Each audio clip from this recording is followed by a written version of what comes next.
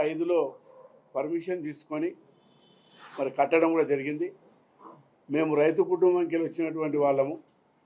శంషాబాద్ షాబాదు మా సొంత గ్రామం. అది పోతూ పోతూ మరి అప్పట్లో పట్టల్యాండ్ తీసుకొని అక్కడ తోట కూడా పెట్టడం జరిగింది. మామిడి తోట ఉన్నది అక్కడ.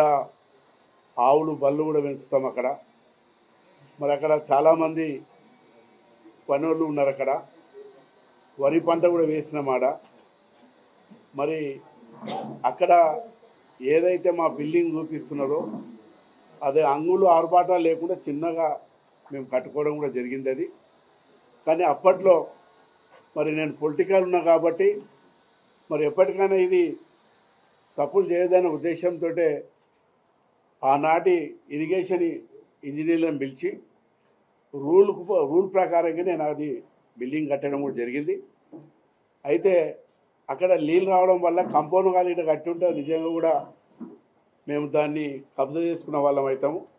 మీరు అందరూ కూడా పోయి చూడండి, కంపౌండ్ వాళ్ళు లేదు, ఏం లేదు. అది ఆనాడు ఇరిగేషన్ గారు ఏదైతే చెప్పినారో ఆ రూల్ ప్రకారంగానే అప్పటి కలెక్టర్ గారు కూడా, ఎందుకంటే అప్పట్లోనే కొంతమంది మహేందర్ రెడ్డి గారు చెరువు దగ్గర కట్టిన ఒక రూమ్ రావడంతో అప్పటి కలెక్టర్ గారితో కూడా మాట్లాడి సర్వే చేయించేసి ఎక్కడైతే రూల్ ప్రకారం కట్టని అక్కడనే ఆ బిల్డింగ్ కట్టుకోవడం జరిగింది. అది చిన్న బిల్డింగ్. అది ఒకవేళ తప్పని తెలిసి ఒకవేళ నిజంగా రూల్స్ వ్యతిరేకం ఉంటే మరి ప్రభుత్వం ఏదైతే చేస్తున్నదో దానికి తప్పకుండా సహకరించి మేమే దాన్ని తీసేస్తాం.